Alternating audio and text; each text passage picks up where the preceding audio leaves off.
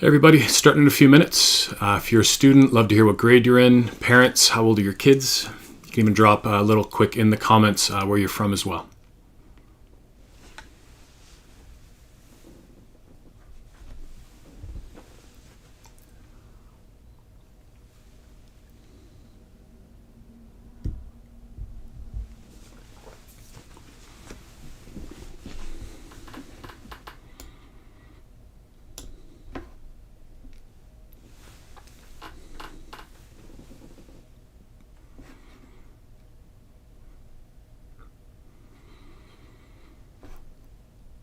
To everyone joining in, we're starting in almost 2 minutes.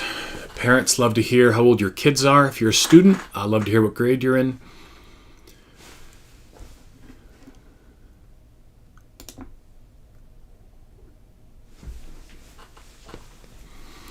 If someone can let me know you can actually hear me too, it's always good to make sure that that's working on a live.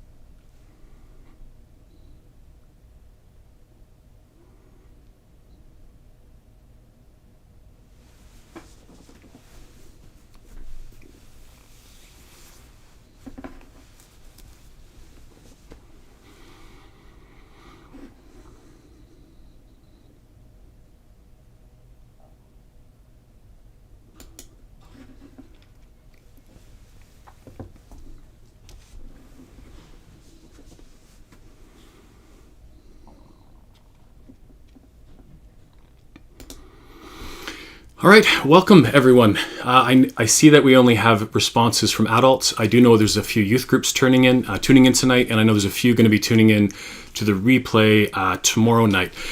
Welcome. This is my third date of my YouTube, I'm calling it a world tour. It's probably more my Canadian tour.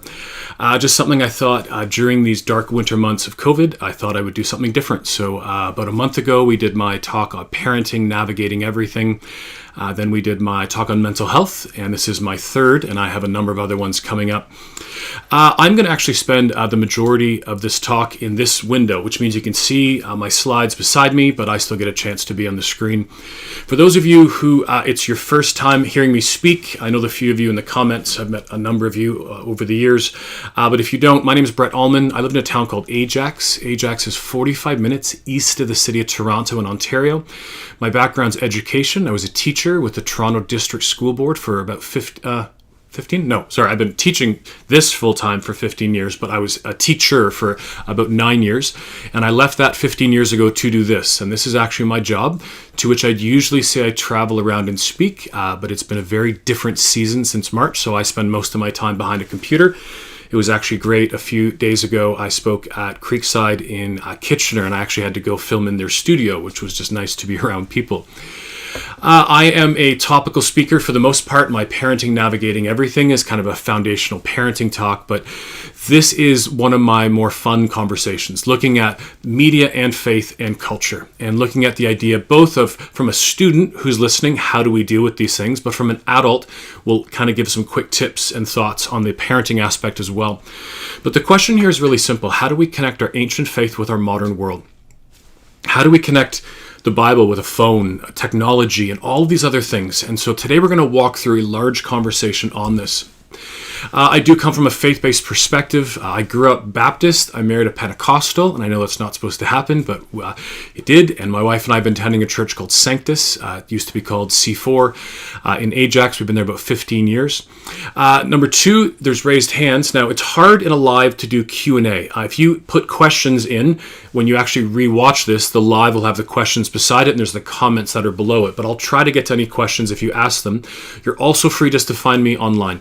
I reply to all my own emails, so you can quickly just send me a message on any social or anything else. It does start with you. Whether you're a parent or whether you're a student, right? It starts with you and how you look and engage with these things.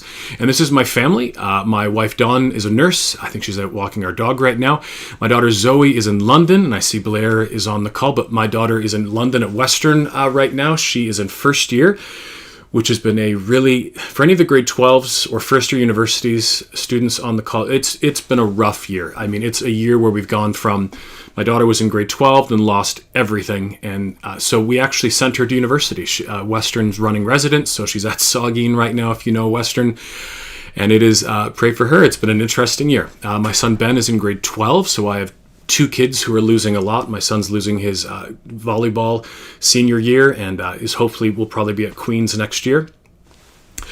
So I asked this to students, are you prepared? And I'd say to parents too, are you prepared for the world that we are living in today? Now on top, these are the ones right here, what my kids dealt with at certain ages. So in grade 1, my daughter's best friend's parents got divorced, and every time I would leave to speak, my little girl would say to me, Daddy, are you coming home? She was in grade 1. She didn't understand because someone else's mom left. It didn't mean that I would leave and not come back. Self-harm, my daughter was on a trampoline in grade 2, and one of her friend's older sisters struggled with self-harm. And I arrived to a house with 3 girls talking about self-harm in grade 2. In grade 3, my son saw his first pornographic image, which is basically Canadian averages these days. It's not if you see porn, it's actually when. And especially as parents, how do we teach young kids to process this? Music, it was in grade 4. My daughter actually came in and said, Dad, I want to buy a song. And I said, I love you more. All I mean by that is I'm a huge music fan. So I'm like, honey, like, who do you want? And she said, I forget his full name, but it's Little something. And I remember kind of laughing and going, honey, I don't know if any Littles will be coming into our house. Dating began at the beginning of grade 5 for my daughter's friends. Can we just agree as a screen full of people that dating in grade 5 is the dumbest thing ever and just kind of move on from that? And by the way, who pushes kids into dating in grade 5? It's actually adults. We have in our town, Ajax, these town dances that we had pre-COVID, and there would be like junior high, grade 5, 6, 7, and 8, and parents would write and say, I'll grab a limo and my daughter can take your son. It's like, you're in grade 5. And drugs were found in every grade from grade 6 onward. On the bottom, these ones right here are my friends' children. Being bullied so bad, you won't go to school in grade 1. Anxiety disorders in grade 2. If you didn't make it on the last live, if you just search it on my YouTube channel, this one, you'll find my journey. I've actually had a 8-year journey with mental health, and I still struggle. I had a breakdown. I'd left teaching. I did a program called the Aero Leadership Program, did a master's degree at Wheaton Grad School in Chicago. I was traveling 175 was my normal, and I bumped it up to 275 to 300 speaking dates a year to pay for it. And when I came home, I had a breakdown, and I spent a year of my life at home. Anxiety, panic, depression became the norm, and 8 years later, there's still something I journey with. But I'm 49. How does a grade 2 kid deal with that? How does a 15-year-old on this call deal with it? How does an adult deal with this? Eating disorders in grade 3, depression in grade 4, I had a suicide in grade 5. Like, what kind of world are we living in when we're checking out in grade 5? I dealt with 3 sexting cases in my own church in 1 week in grade 5, 6, and I dealt with a breakdown with a girl in grade 6 last year.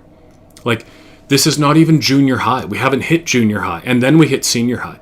And so this is where we need to be preparing students for things at younger and younger ages. And students, the things that you're dealing with at younger and younger ages concern us.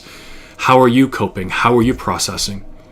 So as we begin to look at media, just before we get into it, do you have what we'll call a biblical worldview? A worldview is think of it like a set of glasses that you look at the world with, and it's how you interact and how you engage with the world around you.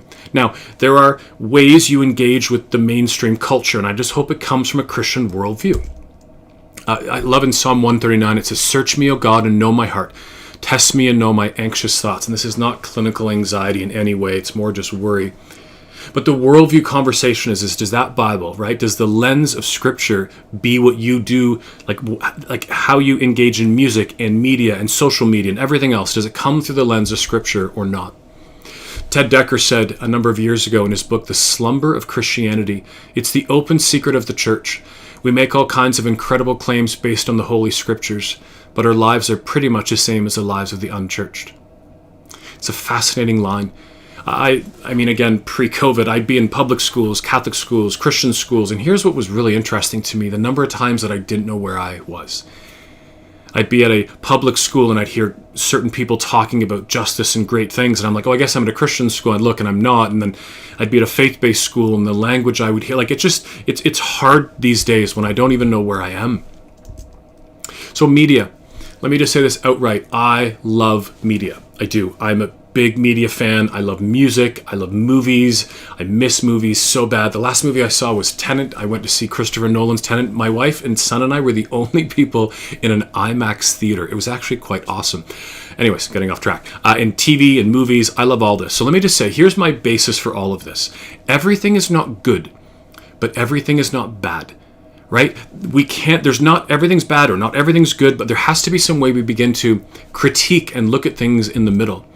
So music, I'm the biggest music fan I've ever met. I had 7,000 albums, CDs, downloads for the adults. I had 8 tracks from many, many years ago, until about 5 years ago when I subscribed to Apple Music.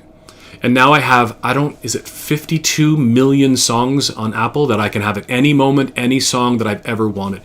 Students, you live in an interesting world today where you can just literally turn your phone on and everything's there. Here's the concern I have with music. I think that even our foundations within our church world need to change. I still hear this. I hear this term Christian music and it's good and secular music and it's bad. And the truth is, I don't believe that's even a biblical construct. It's kind of more a man-made construct that we made kind of mid to late 1970s and into the 80s as the church began to separate from the culture to make a Christian world and then a mainstream world. I'm at a talk once and a woman comes up and she says, I bet you can't tell me one single secular song that's not evil. Evil. And I'm like, oh, a challenge. Good. And I said, how about Happy Birthday? And not only did we not have an argument, she turned around and just walked away from me.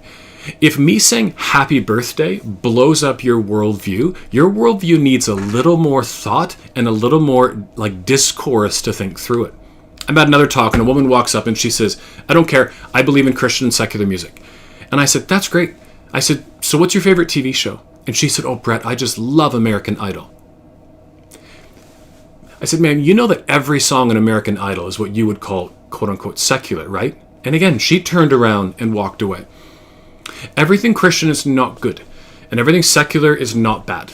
But here's the problem. When we as parents teach you that construct, we create blind, undiscerning students who don't think critically, and the critical thinking is what we're missing in today's society.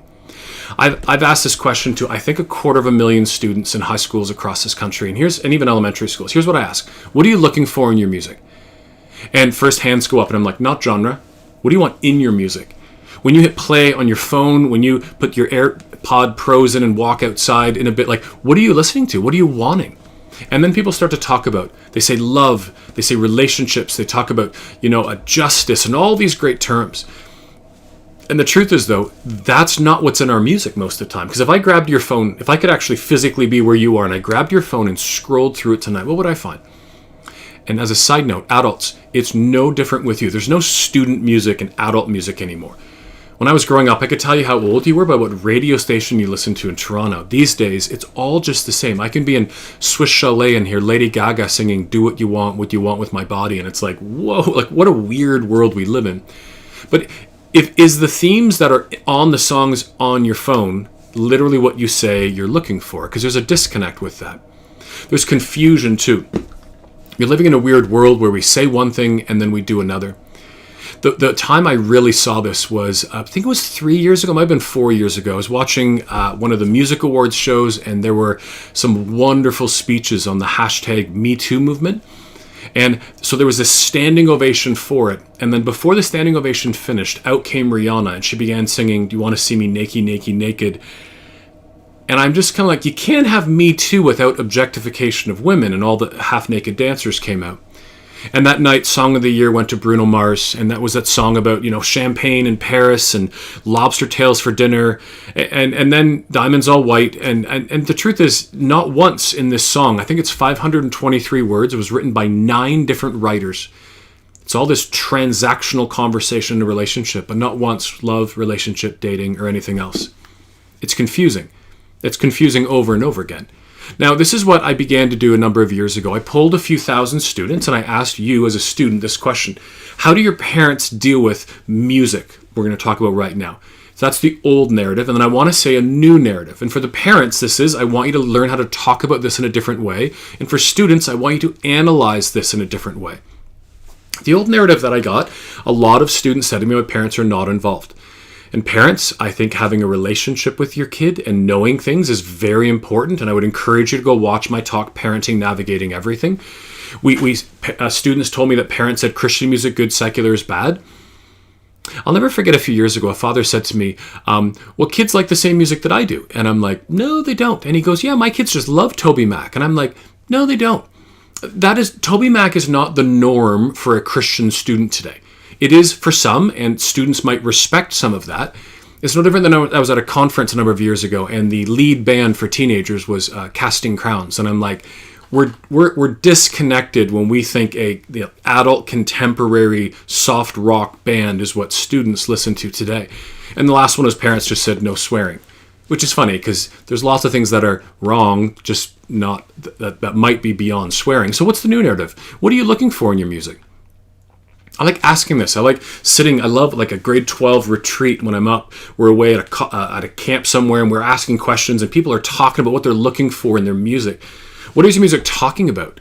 Because there's challenge and change. I mean, I grew up on the advent of hip hop, when hip hop kind of began in a kind of what we would call more rap today, right? It began in this 8 to 10 mile radius of like Brooklyn, New York. And I remember when the conversation came out, it was justice, it was racial justice, it was police brutality, it was money, it was poverty, and all these different things. What is your music talking about today? Because a lot of times it's just body parts and sex and other things.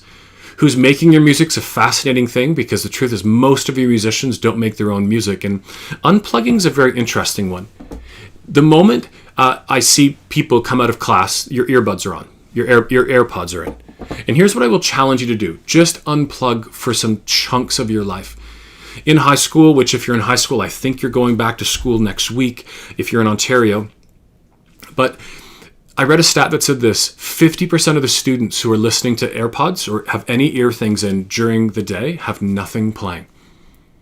How much social anxiety, or what's going on that basically we want to have people think we're thinking about something, but we're not. So music is something we need to address. We need to walk through it. And TV and movies is another. It looks like Taylor Swift. It's actually not. But the truth is, I could ask you, what are you looking for in a show? I mean, Storage Wars and things are still on the air. We argue. Big Brother, all these different kind of shows. Big Brother, what are the other big ones? Survivor. How do I forget Survivor? Amazing Race, building and breaking stuff, cooking, dancing, working. I always laugh. My worst show is that like Tow Truck 401 or whatever it's called. Like I live in accidents on the 401 before COVID most of my life. Why would I want to watch it? We watch people date. We watch The Bachelor and Bachelorette, which I know is on now, and we watch it and we analyze it. We solve murders. We watch Marvel, which I love, DC, which I love a little less, but action films, comedy.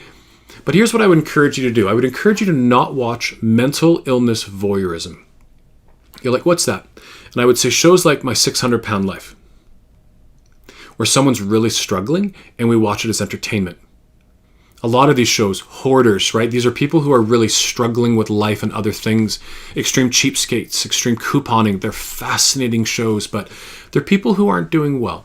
And I would just say maybe those could be, like we could watch different things than those. How do you take back control of what you're watching? And I think that's an interesting statement, but all that really means is, and I have a second computer running, if you see me looking down a little bit here. How do you take back control? Before you watch something, why don't you find out what's in it? I think Plugged In's great for younger kids. I like Common Sense Media for students once you're kind of grade 7 and above. Because what I love is there's a adult and there's a student ranking. Like, so take any movie that comes out. And you would say, as a student, oh, you should be 16. But parents would actually say 14. I think we want to go with our kids so that we say younger age. But you as students say older ages. Old narrative, new narrative. Old narrative with TV and movies. And by the way, TV and movies are the same now. There's no such, there's cable, but like what's the difference between, the Queen's Gambit on Netflix and a series TV show like Law and Order or something else, right? It's just like a whole season that goes on Netflix or Prime or anything else. People said no swearing, no nudity, and Christian only. We can debate Christian only, another conversation for another day. How about this? It's like a media awareness in English class. What do you agree with? What do you disagree with? Like, I loved saying this as my kids were growing up. What do you disagree with this movie? What do you think of that? What would you have done differently if you wrote this show? How about binge watching? There is never a moment you can tell me you binged watched something and it was good. I don't care if it's The Mandalorian. I don't care what show it is that's so good. Here's my point. We say we don't have time for devotions and exercise and, we're doing really well in school and all these other things, but then we binge watch 9 episodes of a show in a weekend. Escape and Feeding Loneliness. And loneliness is actually the last chapter of my new book, and I'll talk about that at the end, but I wrote a whole chapter on loneliness. And even the ethics around downloading content. Are we thinking critically about this? Are we actually teaching our kids about this? Favorite picture tonight? That one. The internet and social media, which has changed everything. First off, social media, it's not about the app.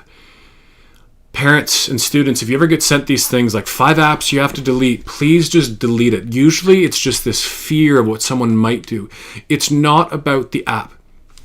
I'm at a talk and a mom comes up and she says, well, I guess your kids don't have Snapchat. And I'm like, why? And she said, well, you're a speaker. And I'm like, first off, what does that have to do with anything? And I said, yes, both my kids have Snapchat because it's probably, other than just messaging, one of the number one places where you as students connect today. And she said, well, can't people send naked photos over Snapchat? And I said, ma'am, yes, but I could also send you a naked photo with like photos and email. And her response was, why are you sending me naked photos? And I'm like, you're talking about being a little, like, I'm like, you're really missing the conversation I'm trying to have with you here. So it's not about the app. It's teaching what we call digital citizenship, how to act online and offline. I love Albert Einstein, who once said, I fear the day that technology will surpass our human interaction. The world will have a generation of idiots. Now, I'm not calling anyone an idiot, and to be honest, it's actually not Albert Einstein. It's always attributed to him, but it's actually from a movie called Powder. Anyone remember this from the mid-1990s? Anyone feel this way, though? We've kind of changed life. I remember one of the last things I flew to, where was I? I was in Edmonton for the Breakforth, the One conference. And as I'm flying to the event, I'm in the airport. There wasn't one person at the gate, not one, who didn't have earbuds, AirPods, big headphones on, not one, oldest to youngest. And I get on the plane and no one talks anymore. I don't want to talk the whole flight, but it's nice to just have some pleasantries and have a conversation. This was written many years ago from one of the CEOs of Google in the United Kingdom. And at the bottom he says this to you as students. You're the first generation ever who will never be allowed to forget your mistakes. I'm 49. When I posted something on the internet, I didn't have the internet. When I did something when I was younger, it's forgotten. Today, you have a record of every moment of every single day, what you ate and everything else. Now, this is one of the more important slides for today as we look at media. Parents said this, are you on Snapchat again? It's stupid. Parents, just because you don't use or don't like a technology doesn't make it stupid. And if the goal is to have a relationship with your kid, calling what they like stupid isn't going to help. Grow up is what dozens and dozens and dozens of students told me. It's kind of like, I love to garden. And so if I'm out gardening this spring and I scream at a plant to grow up, it doesn't work that way. You have to cultivate and feed and do all these good things. It's a waste of time, and I laughed how many students told me their parents told them to get off Facebook, and most of you are not on Facebook. Now, if you at grade 12 and above, most of you are on Facebook, but not very much. I know my daughter and my son go to Camp Minneowi, and they want to see the pictures because they're posted on those things, so they begin to use it. But here's the new narrative. And students, you need to listen to this. Like, anxiety and depression is a big deal today. And the thing that we don't address is this. This phone technology, every time I get a like, every time it just haptic tapped me right there actually, every time my watch does the exact same, I get a dopamine hit to the brain. Dopamine, if you don't know this, is the love drug. If you give someone a hug or a kiss, you get it as well. Here's the problem though. Every time you get a ding on social media, you get a hit to the brain. And what does 250,000 hits do to the brain? We don't know. But you as students today are the petri dish. You are the experiment. And we're watching anxiety and depression skyrocket these days, especially amongst teenage girls. And so there are reasons to look at how you can maybe be less on your phone. Bullying, we are seeing growing as well. FOMO, which is happening a lot less right now because you're not missing out on much. It's kind of why social media is actually a lot less. TikTok is higher and Instagram Reels are beginning to grow, but you're on those things, but there's not a lot happening. But fear of missing out. You are on your phone and you see someone who's doing that and you wish you were there. Because you wish you were there, you're not actually here. Feeling less than. I'm at a university, it was one of the W's, Western, Waterloo, Windsor, I forget which one. And I said to the audience, it was probably about 1,000 women, I said, how many of you feel less than after being on Instagram? Every hand went, I'm like, put them down. How many don't feel less than? There was none. We know it makes us feel a certain way, but we keep doing it. We do the infinite scroll. It will never say you've completed it. Again, more isolation, more loneliness, and students make sure, I actually have 20 videos I wrote for having good mental health during COVID. Do not isolate yourselves right now.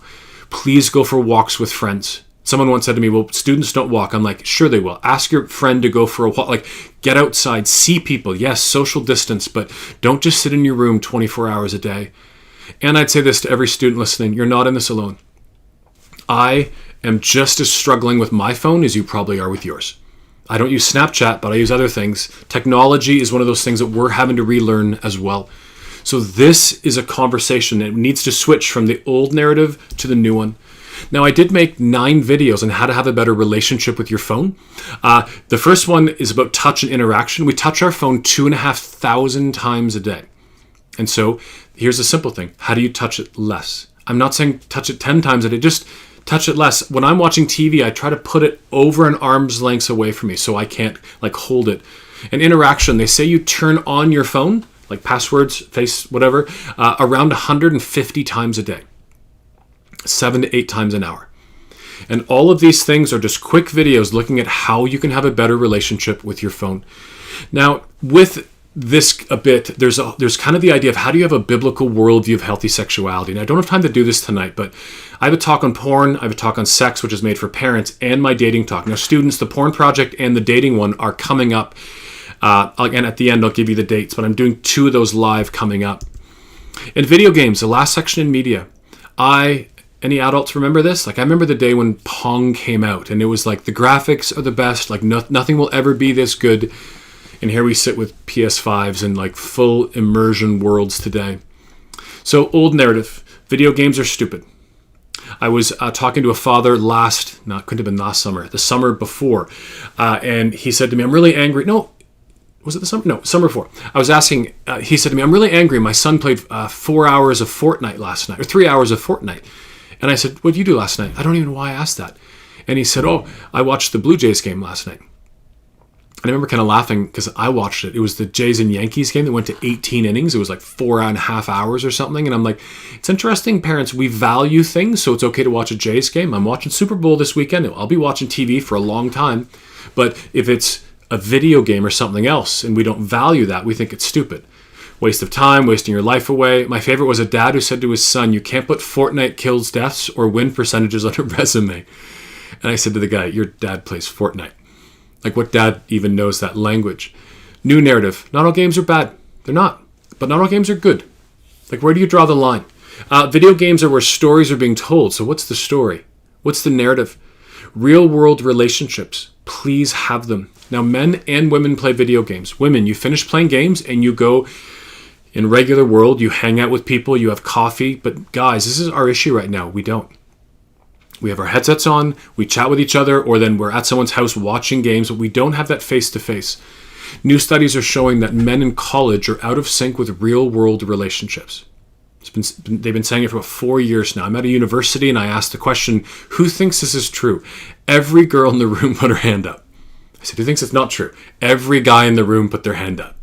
And I just kind of shook my head. I'm like, guys, and just time and priorities. Do you know the rocks analogy? I use this in my parents' talk. So the big rocks are like eating and sleeping and school and church and exercise, big things. Put those rocks in first into your life. Second would be chores, right? Those things that you have to do. But then the last thing would be the pebbles or the sand, call it whatever you want. That's video gaming. That is scrolling through Instagram, which I do, but I do the things, my point is, do the things you need to do first. What I see today, I don't know about you, but what I see today is thoughtless media consumption. Like, would anyone agree? Like, I just see aimless consumption by adults and by students today. Where's this internal critical reflection? Where's the daily strategic intentional Christian life? The one thing that I did in my house for this, just to kind of go back one step, is that we actually, when my kids were in grade 4, we changed it from like, hey dad, can I have this song or watch that movie, to our kids would have to justify to us why that should come into our Christian home. It's the idea of teaching you to think and discern as opposed to telling you. Meaning there's a progression of parenting as we begin to release our kids. So my son's in grade 12 and he better be ready to go away to Queens next year. My daughter is literally at university right now. So I'm not checking her phone, she's away. So this is where we have to teach our kids what good discernment and making good choices is. So why is there this disconnect? Number one would be lordship. And I think lordship's that idea that we have a door that we just won't give in to God. Could be your dating relationship, your addiction to pornography, music. Apathy, we just don't care. We have a lukewarm gospel of Jesus. We're functionally atheists, meaning we claim Christian faith, but by how we live, we say something else. We're experts in culture, but we're novices in faith. And we just don't have a biblical Christian worldview. I might add in number 7, which would just be that we are biblically, functionally illiterate. Meaning the average Christian's never read the Bible cover to cover.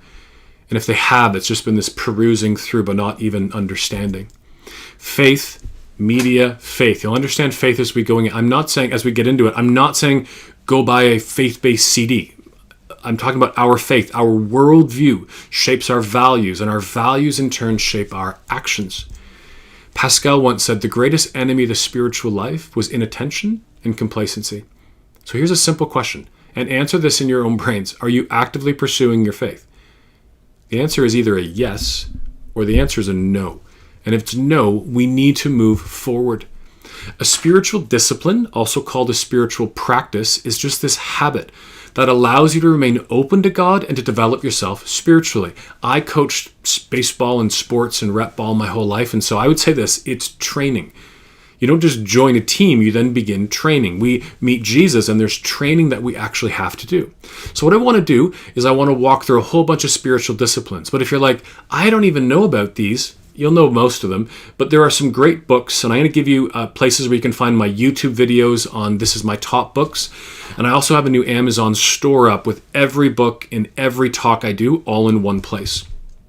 So this is quick. We're not spending a lot of time on this. Prayer and meditation. Like, are you actually praying? Like, practice the pursuit of the presence of Jesus. I love this. One of the great uses of Twitter and Facebook will be to prove at the last day that prayerlessness was not from a lack of time. We have time. We have lots of time. The question is just what do we actually do with our time? Now, if prayer to you is just clasping your fingers and putting your elbows on your bed like a Precious Moments figurine, I think no one does that. Some people go for prayer walks. Some people do prayer journals. Some read prayer books. Here's the truth. If you have a vibrant, passionate prayer life, keep doing it. If you don't, stop being insane and doing the same thing over and over, but expecting a different result. So whatever you want to do for this, but it will take time and it will take some structure to figure out when you do it. And study. You become a Christian, you're told to read this book. I don't know where my Bible is. I'd hold it up. But you're told to read this book. But some statistics say 90% of Christians don't read their Bible from Sunday to Sunday. 90%. Kierkegaard once said, we pretend to be unable to understand the Bible because we know the minute we understand, we are obliged to obey. I've been using for a couple of years now the app called Read Scripture. I wonder if anyone... I wish I actually could see you because I could ask how many people use this. But I love Read Scripture because this what you see right here is actually hand drawn in like a 10-minute video. So a lot of you, like, who's ever read 2 Kings and said, oh, this makes a lot of sense? Like, you read so many, especially Old Testament books, and you're like, you just read, but we're not understanding. We don't know. We forget reading it from like a Western, maybe middle class perspective. We're not reading it from a Middle Eastern thousands of years ago perspective. So they actually cartoon this out in a video that begins the book, whatever book it is. This is Jeremiah. And it just gives you this narrative for the actual book. It's just amazing. So what do? You start, you plan. I love the idea of being molded, and it will take time. Maybe find a translation you like. Maybe get a different one and read a whole bunch, and then you can debate translations. But I would just say try something. Now, I have a lot of books on habits. I'd buy one called by James Clear called Atomic Habits, and I'll link that at the end. But it talks about how to get into a habit. And so it's not like I'm going to read 10 chapters a day. Read one. Just read one chapter a day. If you read 3 pages a day, you'll read like hundreds and hundreds and hundreds of pages a year. But if you read one chapter, if that's all you do today, that's great. But read one, and you probably will read another one. Fasting. I love, it says in Isaiah that fasting is about more than just food. And I always just say to people, it doesn't have to be just about food. I'm getting really hot in my room. This is great. I can just take this off right here. The truth is, I would just say to you that you can fast from anything. Like, you can fast. I had a buddy who fasted from golf the other year for a summer. But you can fast from social media. And I think everyone should have at least an hour a day of no social media. And that doesn't include math class when you're actually in school. But I love this idea that fasting's about other things too. Sabbath, here's an easy one. Have one. Says the hypocrite who had a breakdown due to stress. And the truth is, I, like many people on this call, if you're a pastor or others, we work on Sundays. I spend my life traveling and speaking on Sundays, and that's okay. But my Sabbath is not that day. And so each Sunday night, my phone, and this is what I like about technology, it's a reminder, and it says, when is your Sabbath this week? And I have to look at my week and go, okay, it's this day, it's this day. But I also have another ding, it says this, when is your Saturday? Because I don't work 6 days a week. Right? I work 5 days a week. And so my Saturday is my go to Home Depot and cut the lawn and do different things like that. I love Ken, who says it's better to enter into work from a place of rest rather than to stop work in desperate need of rest. I had to take a year off because I had to. I had a forced sabbatical. And I'm seeing burnout and breakdown happening with friends, leaders, students, pastors, the list goes on. Solitude and silence. Be real honest, I hate this. I hate being quiet.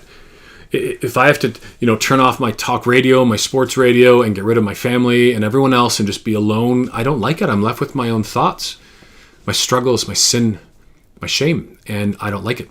But it's a really good and a really important place to be. I would just say, wherever you are, wherever you live, whatever age you're at, where is the place that you go to get that solitude? I walk almost every day of my life. Today I walked with my wife and it was freezing, but there's something about just walking. And there's something, one of my spiritual pathways, Gary Thomas wrote a great book, but he says, like, some people see God in nature. I'm one of those. When I'm in a forest, when I'm near a lake, I live right near Lake Ontario. Like, for me, that's where I see, and I love just being quiet. What works for you? I love be still and know that I am God. Simple and sacrificial living is just money. And it's one of those topics we don't like to talk about. For where your money is, your heart will be. The place where your money is the place you will most want to be and end up being. The truth is with money, we as Christians, the average Christian gives roughly 2% of their income to the church.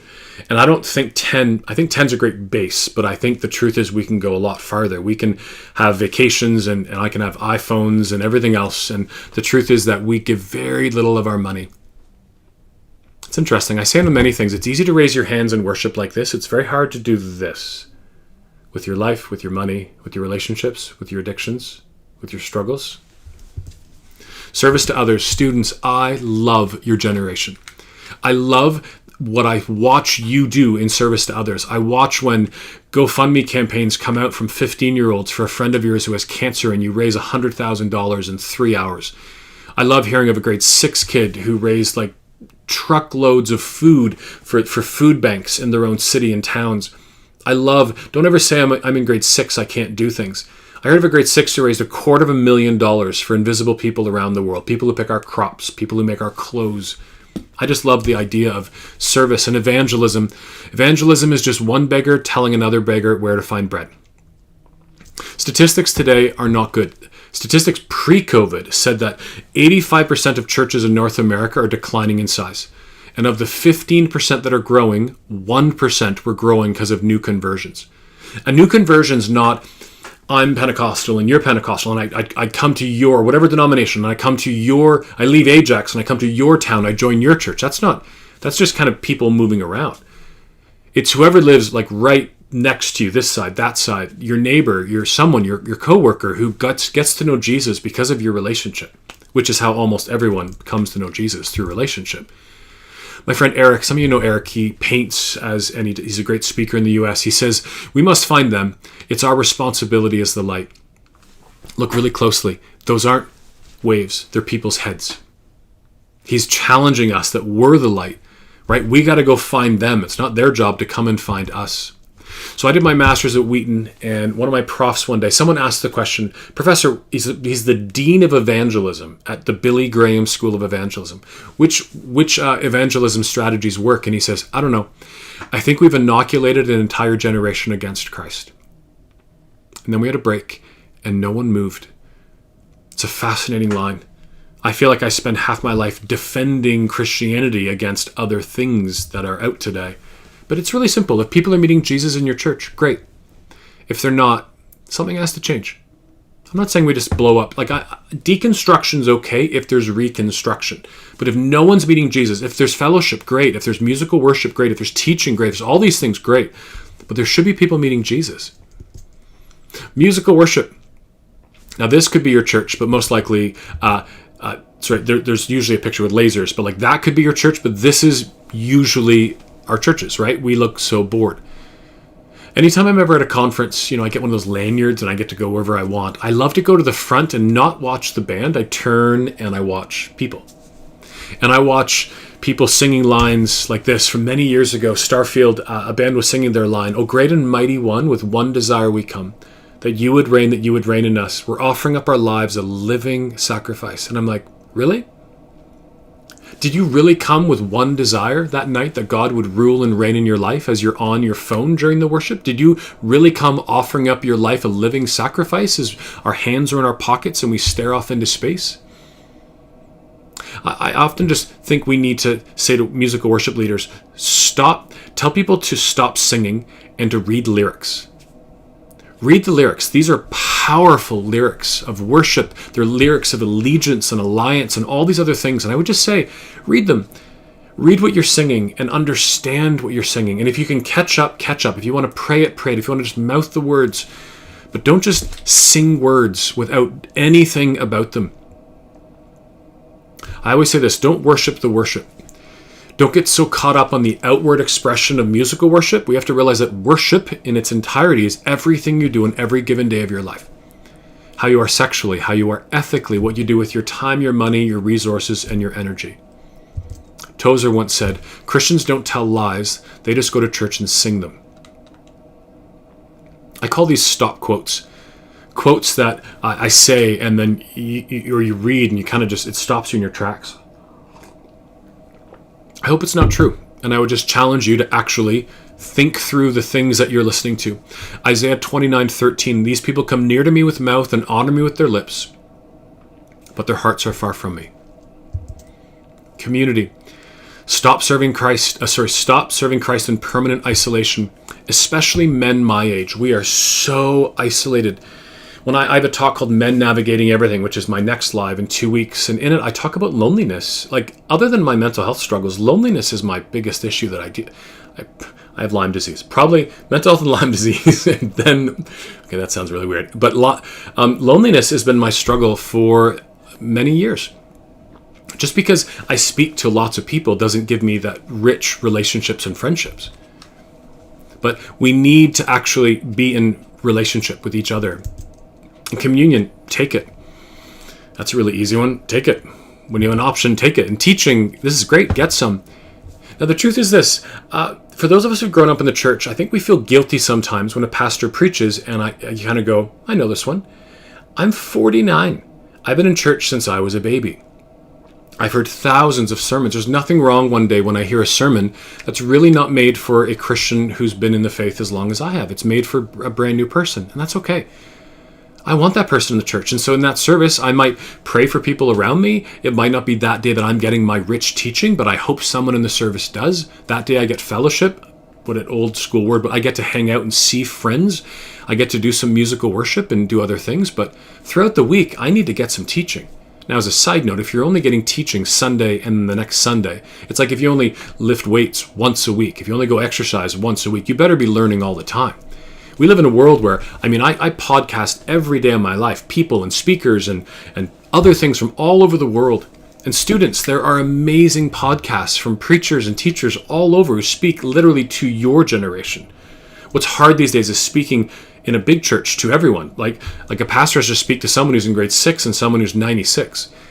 And it's hard and it can't be done. Like every service, someone is a little bit not connected. It's just such a hard thing. But each of us need to be learning more than just on Sundays. Your worldview shapes your values shape your actions. For decades, I've said it's Josh McDowell. I read the book that I thought it came from. It wasn't in it. So I don't know anymore, but I'm still going to put Josh. Dallas says, from the contents of our heart, we see the world and interpret our reality. So we've looked at media, right? Question, discernment. We've looked at faith and how that worldview shapes everything. And lastly, and kind of my more fun one, is this: how do we actually engage the culture around us? So I love in Philippians. I remember I'm a young kid. I say I'm a young kid. I'm the same age as some of you in this call. I think I'm 15 or 16. I'm in youth group. And in comes a guy to speak. And he puts up this: summing it all up, friends, I'd say you do your best by filling your minds and meditating on things that are. And I'm like, I get that. And then he says, true. And I'm like, what does that mean? What's a true song? Noble. What is reputable? And I'm like, I don't get that. So I flipped it around. I made it kind of on my own. What is the worldview of the song? What does that song say about things? Like, what does the Kendrick Lamar song say about race and justice, right? Question these things. What does the Bible say about those things? And then we say yes, then we say no. Now, we could modify. I'm not saying, I don't really believe in like beat clean versions of songs. We all know what they're saying, but the odd time you could actually modify. Now, the truth is, engage, if you have to think back to language class students, is a verb. It's an action word. We as Christians should never blindly say no. We should never blindly say yes. Everything we put into our lives, right, into our eyes, that we hear, all has to come through a sieve. Filter it through. Is it something I should say yes to? Is it something I should say no to? So that's kind of how we engage media. But then how do we effectively engage the culture, which I think becomes part of this conversation? The Bible's filled with analogies of salt. Now, salt in olden times was used as currency. There's actually salt mines outside of Jerusalem. Many of the verses, though, are more really about the idea of salt into meat. When you had dinner tonight, like, you didn't just go to the local store and buy meat and bring it home. Like, it comes home sealed and it goes into our fridge. Think of the Middle East, in really hot weather, it began to rot. So salt, you put salt on the meat and it seasons it and it preserves it. We as Christians are supposed to season and preserve the world around us. And light, it's light in the darkness. Again, kind of the Christians is light, and light has to go into the darkness. I really love that analogy. It's the idea of kind of like breaking out of the Christian world and going into the mainstream culture. I do this daily morning kind of email devotional by a guy named Skye Jethani. And one day he wrote this. It's called The Fear of Angelicals. What an interesting line. But here he says there's kind of two ways that Christians engage the world. We flee from, flight, or we fight. We run. We seek only homogeneous communities. If you're not part of the safe pop culture, the Christian pop culture thing, and the other side is we fight it. We attack them. We dehumanize our enemies. Is this not social media and the battles we have today? But it's all based on fear. It's fear. Here's what I see today. I don't see us engaging. I see us actually, and I've used this slide for years. I just find it funny still. Facebook becomes Faithbook. It's the same color scheme. We just make a Christian version. Netflix becomes PureFlix. But do you know where PureFlix puts its best movies? On Netflix. The Case for Christ, Lee Strobel. PureFlix, wonderful movie. But they put it on Netflix. YouTube becomes GodTube. No one goes to GodTube. Why would we take Christian things, Jesus, out of YouTube and put him in GodTube? The world goes to YouTube. It's the second biggest search engine on the planet. Twitter became Christian Chirp, which I just still laugh at. Someone actually said, let's put a halo on a bird. Now it went bankrupt a few years ago. Pinterest becomes God Interest. Like Vine died. God Vine is still online. Enjoy Coca-Cola becomes Enjoy Jesus Christ. Subway becomes His Way. These are like the t-shirts you see at conferences. Even Elf on a Shelf became Shepherd on a Search. It's the same thing, but a little bit more boring. The best one is actually the Jewish version, Mensch on a Bench. Now, I'm a big fan. I wish I could see hands. Is anyone a fan of Settlers of Catan, like the best board game ever? But Settlers, there's actually a Christian version, Settlers of Canaan. I'm being dead serious. When we're finished, Google it. It's literally the same oxygonal hay, sheep, or it's literally the same game. So here's what I say to you, especially to the students in this call. Where are the artists? In our Christian world, where are the artists? Where are the designers? Where are the thinkers? Where are the builders? Where are the musicians? These are all, everything you see here are de-evangelizing tools. De-evangelizing. We're not engaging the world. How do we actually begin to engage the world? John Stott said a long time ago, Christian salt, I'm just going to translate. We're Christian salt. We have no business to remain snugly so we have no business to remain on the shelf. One can hardly blame unsalted meat for going bad. It can't do anything else. The real question to ask is, where are we? If you think the world's getting worse, where are you? Where am I? Where are the Christians engaging the world? And so students, I ask this every time I'm out with you. I ask this, who are you? Are you a musician? Because we desperately need musicians. We need musicians who will stand at the front of churches and lead us in worship. We also need musicians who are Christian. Notice I didn't say Christian musicians. I think, I was a teacher. I'm not a Christian teacher. I'm a teacher who's a Christian, a musician who's a Christian. We need people who will go and just sing to the world. Probably my favorite musician is Matt Carney. He's a new album coming out if you like him. But I'm in Costco the other day and I hear Matt Carney's song, Love, Relationships. He speaks a lot about kind of on the road traveling. How about the rapper NF? He had a #1 album. It was a couple summers ago. Even Chance the Rapper was #2 to him. The truth is, we need men and women in every job, in every aspect of life. Maybe you're like, Brett, I'm not a musician. I'm like, great, are you an athlete? I love watching Steph Curry play basketball. I loved, he's retired now, watching Mike Foster play the Nashville Predators in hockey. We need men and women in every sport who will go and engage in the locker room with those people on their teams. You're like, but I'm not an athlete. I'd say, are you a writer? This one?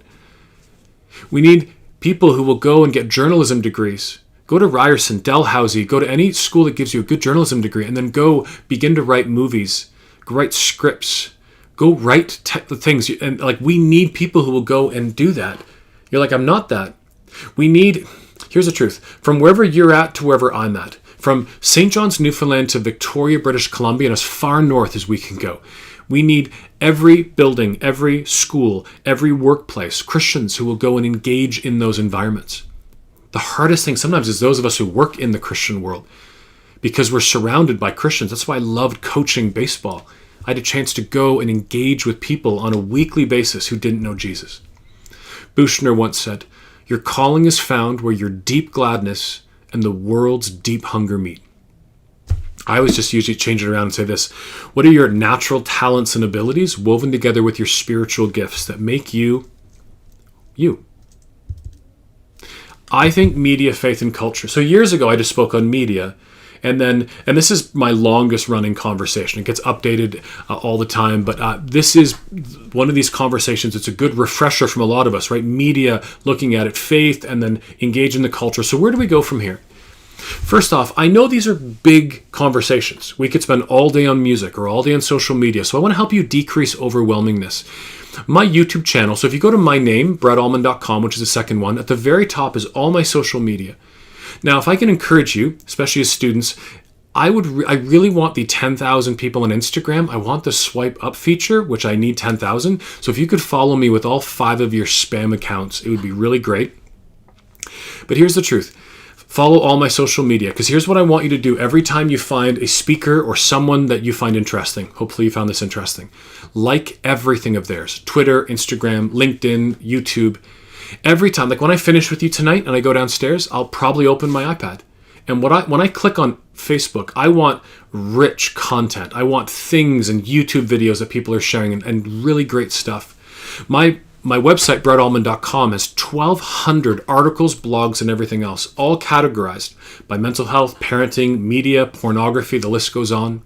I do have a new book, and for those of you who are students, I'm actually going to show you how it's actually, this is not a small book. This is a 223,000 word handbook, really designed, now, it's designed for parents. And the first 6 chapters are made for parents. This was a 3-year journey. But the last 10 chapters are not. The last 10 chapters cover like family discipleship, mental health, engaging the culture we did tonight, media, sexuality, pornography, dating, finances and education, substance abuse and loneliness. And each of those are written even to you as a student. I didn't want to write a second book, so I wrote it in 2 ways. And so it will talk about mental health and have parenting tips, but any of us can read it. And I did make this talk this summer. I filmed into a 6-part online course, which is about 1 hour and 45 minutes long. And again, this is just a shot of my book. Now, I was accepted recently to the Amazon Influencers Program. All it means for me that I'm really excited about is that I can actually put all the books in every talk that I do all in one place. So if you go to amazon.ca shop and then Brett Ullman, you'll find, like, whether it's spiritual disciplines or pornography or media, everything's there. And here's the reality. These are all affiliate links. So if you buy one book, it actually sends a little bit of money back to the charity that I helped run. Here's the truth. If you clicked on any of these affiliate links and then didn't buy it but bought anything on Amazon, that actually comes back to us. And it's actually how we make a bit of money these days during this tough season, is people just keep buying stuff on Amazon, but click on one of our links first. I have 4 other books, 2 on media, 2 on mental health. My Reset book, the far one there, is actually free. It's $1 on Amazon, but you can find it for free on my website. It's my breakdown put in book form, which sounds creepy, but someone asked me to write it out. They just said, I've never heard a Christian's perspective on a breakdown. So my whole journey's there. And then Carey Newhoff, some of you might know Carey, he wrote his journey, and 16 other friends and family wrote theirs. Just a few slides and we're done. Hope. They say there's only a few reasons that people change things. One is that you are given a vision of the future that's just so good you want to be there. And 2 is rock bottom. And I really hope tonight is one of those moments that you kind of say, I think I can actually want to be different. I'm at Muskoka Woods, a camp I'm assuming a lot of you know. I'm there for a leadership event a number of years ago. And on one of their plasma TVs, it says this: a leader is someone who looks at the world and says it doesn't have to be this way. And then the next line says, and does something about it. I don't think the world has to be the way it is today. I think there's great things that we can do and great things that we can change, but it actually makes you making some different decisions in these places of media and faith and culture. So how do you process tonight? I would just say, maybe when we're done, and it might be too late, but maybe tomorrow, go for a walk. And process means all those things, right? There's all these ideas and thoughts you might want to do have to be narrowed down. John Maxwell is a leadership guru, and he says this, that whenever you're challenged by anyone, ever, preachers, teachers, school, this, you have 3 days to do something about it. And he says, just choose one thing. So tonight, what is one thing that I said that made you go, Maybe it's in media. Maybe you're like, yeah, you know what? I'm an adult, and I tell my kids they shouldn't listen to this music, but I do all day long. Maybe it's the faith conversation, and you're like, wow, evangelism, I don't ever talk to my neighbors. Or maybe you're like, I haven't read the Bible in months, or I don't pray. Maybe for you, it's engage in the culture. When was the last time you had a conversation with someone who doesn't know Jesus? When was the last time you actually went for a walk with someone, or did these things, or engaged the world around you in a different way? No matter what it is, you have 3 days. Now, before we go, I want to just say I have a couple tour dates. I can be right in the middle here. The first 3 are done. This one is in 2 weeks on February 17th. It's my new talk, which is actually here, called Men Navigating Everything. This is my talk for men. Now, ladies, if you want to come, you're more than welcome to. How do we be better fathers, husbands, and boyfriends? But it's really looking at us as men, and I have a rubric for it. Farther down, my porn project is on March 3rd, and then on March 17th is my Dating for Life. This is not graphic. The talk on pornography is not a graphic talk in any way, shape, and form. And then my talk on dating is the new one called Dating for Life, The Questions. It's kind of a broad conversation on dating. So my challenge for you is to dive into things first off, engage the media, dive into your faith, and engage your culture. If you have any questions, please send them through. Hopefully you can find time in the next few weeks to, if you missed the first 2 talks on mental health and parenting, you can catch them then, or I'll see you in a few weeks for the Man Talk. I'll talk to you soon.